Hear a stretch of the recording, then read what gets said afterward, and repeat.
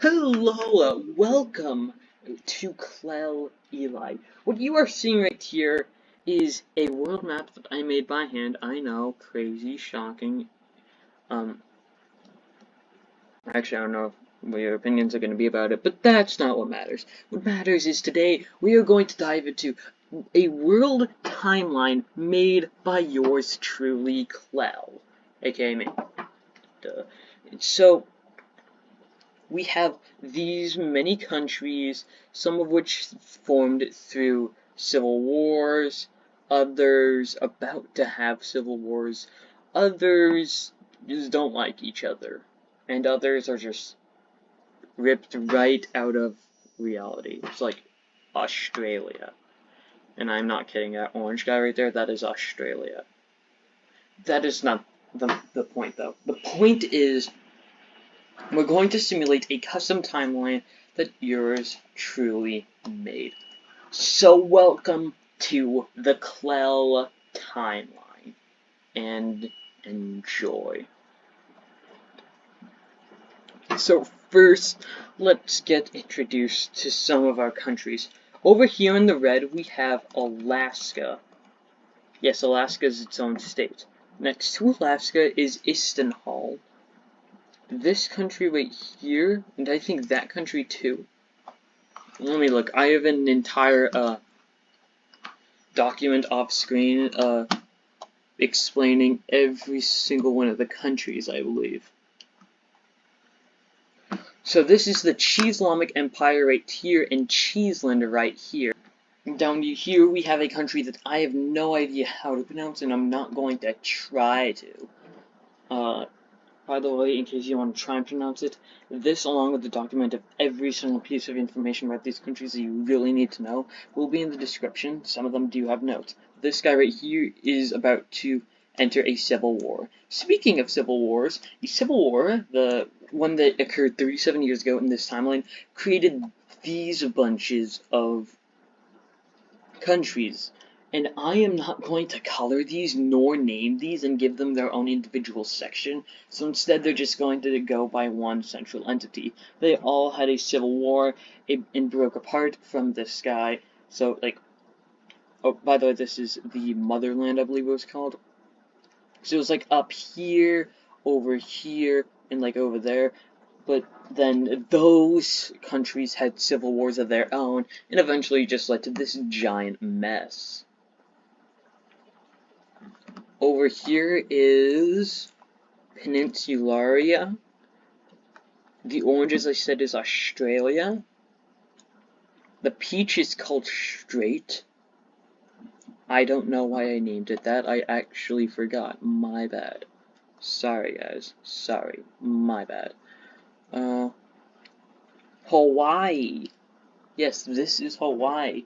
And even though there's this land section right here that's bigger than the ocean section, this land section doesn't have the capital. This ocean section does. The island has the capital. And this little strip is well protected, really forgotten mostly.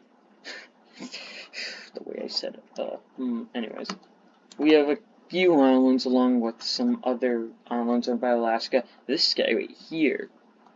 Now, because this is technically a map and is a circle, this guy is actually the ownership of this country, the United States of Montesia, aka the USM. And why is it called that? Well, because the country above it, Montesia. You see here, the USM was a civil war that broke off of Montesia because they didn't like the idea of provinces, and their rules were strict and unjust. So they separated into something a little more fair, and actually kind of succeeded. Now the two actually don't really hate each other, they're actually close allies. The purple is Japan. What other countries are there that I have not mentioned? Oh, these guys. North. This is North Continental, and this is South Continental. They used to be one giant country called Continental, but government disagreements broke them apart and they separated. What else is there? And anything that I have not mentioned? Nope, that is everything. So now that you know all of these countries, it is time to begin simulating our timeline. Now, up near Alaska in Istanhal, there has been some drama going on. You see here, Alaska and Istanhal share a fairly good area of supplies. Air supplies like over here. So, but Istanhal has the lower amount compared to Alaska. So, there is some drama going on about that. Otherwise, the only major war that's going on, which has been going on for a while, is over here. Now, obviously, it's going to be these few countries, North and South Continental. So let me show you the area that's been taken. The area over here has been taken by South Continental. All of this owned by South Continental. Everything down here has been taken by North Continental, which is actually a little bit more. So that's the first thing we're going to look at. Who will win this war? Now, this war has been going on for a couple of years now. So let's establish our capitals. So, the capitals for the countries. North Continental's capital is right here, and South Continental's capital is right here. So within the first few weeks, North Continental will continue to push into the South Continental territory. And then we'll also have troops up here that will slowly but surely begin to push up troops over here. South Continental will continue to push in, however, gaining some land over here. Along with that, they would expand down here and begin to circle North Continental troops, as they also continue to push out North Continental troops.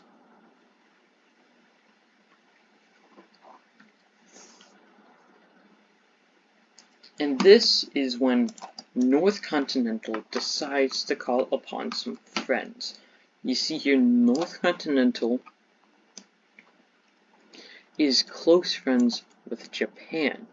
However, South Continental is good friends with Australia and Hawaii. So these two countries will come together against Japan and South Continental. Or North Continental, my bad. So immediately, South Continental will begin to push more and more into this circlement that they want to create, as they continue to push more and more troops out, until eventually there is actually just a small little bit of land just over here taken by North Continental. I already hate saying the word continental. I'm going to go crazy. I'm sorry. So from here, South Continental will have troops over here, like navy-wise and stuff like that, begin to go this way, more mainland. So they'll quickly begin to make an establishment right here.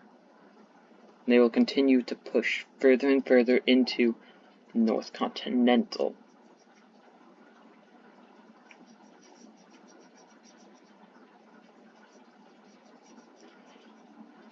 down here, Japan will also use their navy to make a little area right here. From here, they will begin to push inland. Quickly, they begin to take a good chunk of land and slowly but surely begin to circle South Continental's capital.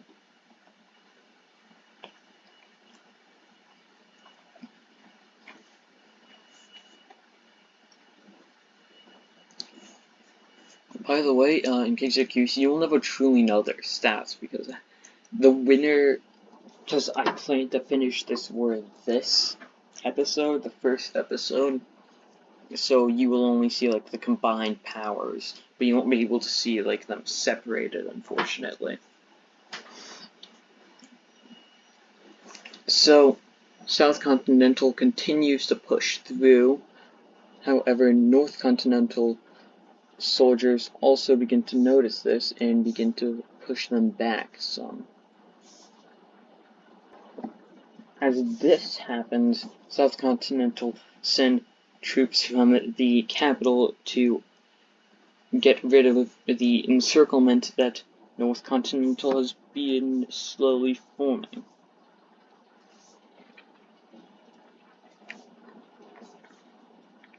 Eventually, South Continental begins to push more and more inland. Along with this, South Continental and Australia begin to have troops go more towards Japan, making a encirclement right here. Like that, around Japan, preparing to strike unless they get out of the war and leave.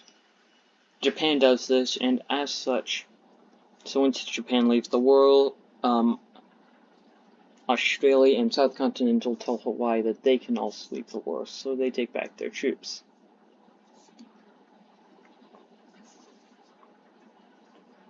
South Continental continues to push more and more inland, taking up all the area and land up here. Their goal, take as much land and as close to the capital as possible. Meanwhile, down here, the encirclement is finished. However, it is immediately destroyed with all the troops down here, which makes South Continental realize that they have to get rid of the troops down here. So they begin to do just that. Over here, a arrowhead-looking thing begins to appear, and it begins to surround the capital of North Continental.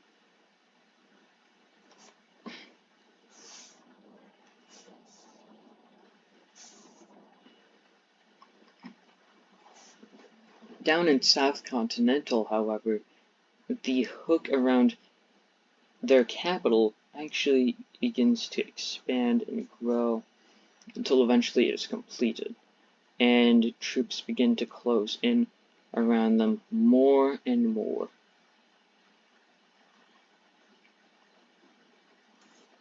However, the same thing happens with North Continental's capital. Before North Continental can reach the smaller capital of South Continental,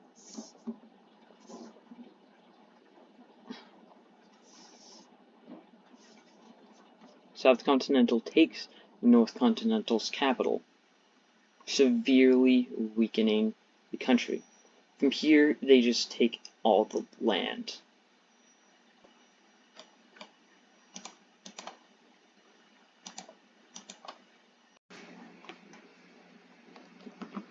Editor's note, I was completely wrong. South Continental did win. I colored it incorrectly in the video, so as you continue to watch the video, you will see it will be this bright gray color, or light gray color right here, and it should be dark gray. So, not what I wanted. Anyways, so this right here is all South Continental but now called Continental. And it will be that dark gray color. I'm sorry about that. Now, back to the video. For the first time in 100 years, Continental is one singular country, which hasn't happened in a long, long time. Even though I made some of these countries, I still haven't memorized all of their names, so if I am faulty when saying a country's name, I'm sorry. So, Peninsulara begins to collab with Hawaii, and while before they were not an ally, but within a few months they quickly become allies. Meanwhile, North Istanhall begins plotting something interesting. Meanwhile, the Cheeslamic Empire decides they want Cheeseland for their own to spread their country. And with that, war begins. Immediately after war is announced,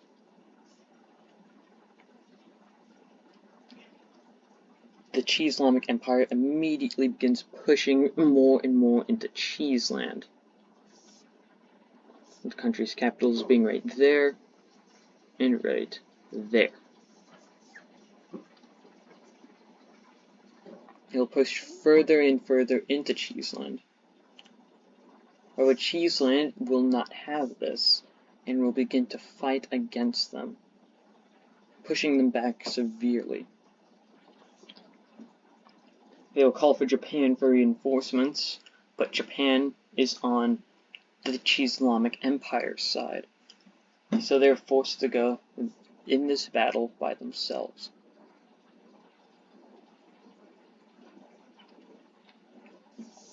At first they struggle, but eventually they realize with multiple openings over here, they can begin to push inland, and so they do just that.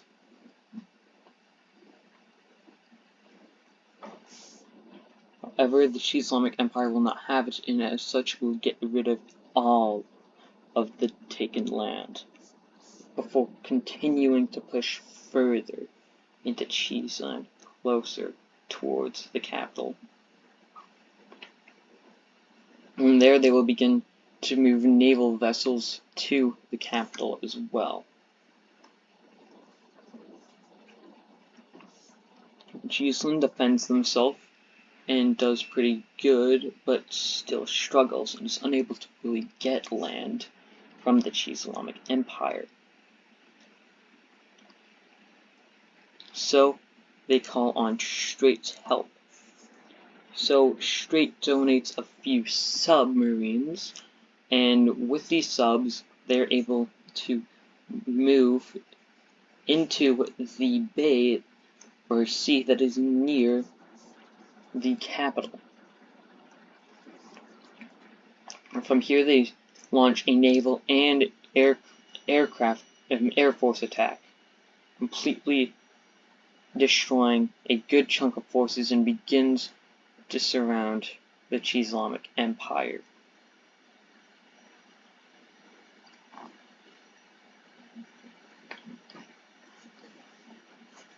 Meanwhile, in Cheeseland, the Cheeslamic Empire gets closer and closer and closer and closer to their capital.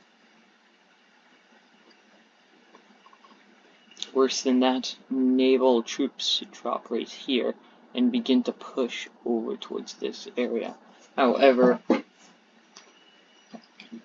the troops sent by the Cheeslamic Empire are destroyed and don't make it long.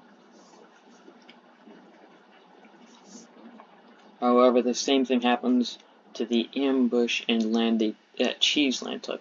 They quickly begin to lose it.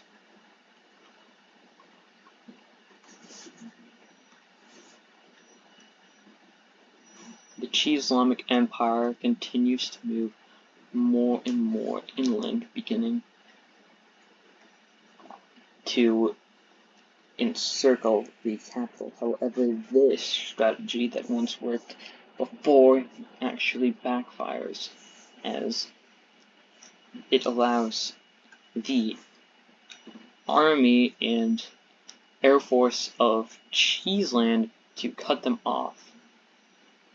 So, with that, the taken land, or the land that the Cheeseland Empire has taken, severely shrinks, and eventually they're just crushed.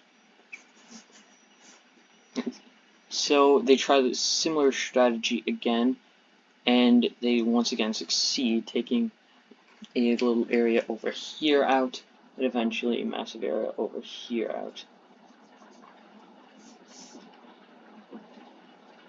Meanwhile, in the Cheeslamic Empire, every single little bit of land over here is destroyed, or land that Cheeseland had taken, and over here quickly began to get destroyed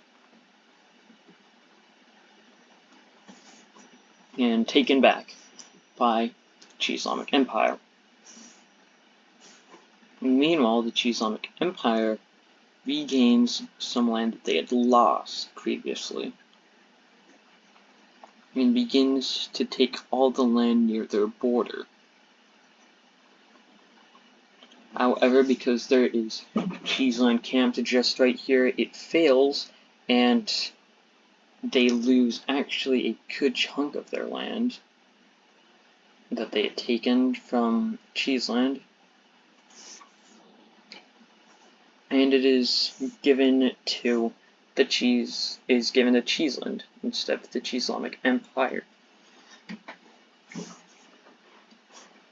However, with the bigger and stronger forces of the Cheeslamic Empire being closer to the capital, actually further, but still stronger and larger, they quickly begin to move closer to the capital until they begin to enter the capital, immediately beginning to take as much of the land as they can until eventually they take the Cheeseland Empire. Now, as a peace treaty begins to form, Cheeseland begins to rebel over here, but the Cheeslamic Empire begins to push back. However, multiple countries actually help this rebel. Eventually, the peace treaty states that only this amount of land can stay, but everything else must go to the Cheeslamic Empire. Meanwhile, in Alaska and Istanbul, tension grows larger and larger and larger until eventually a message is sent out to Alaska. Istanbul declares war, and 30 minutes later, they make landfall. Right here. Now, Istanbul had been thinking ahead. You see, the capital of Alaska was right here, because they wanted to be as southernmost as possible. And Istanbul's capital used to be right here, just next to that of Alaska's. However, within the months before they announced war, they'd moved their capital to right here. And that is the cliffhanger we leave off on. This is the current world map. We have war in Alaska and Istanbul beginning. Cheeseland has greatly shrunk to basically the little area over here that looks kind of like India, with most of the land, or actually half the land, being taken by the Cheeslamic Empire. The continent of Continental has reunified, and Peninsularia, my bad, and Hawaii are now allies. Thank you all for watching this, and I hope to see you soon. Goodbye, and I'll see you next time.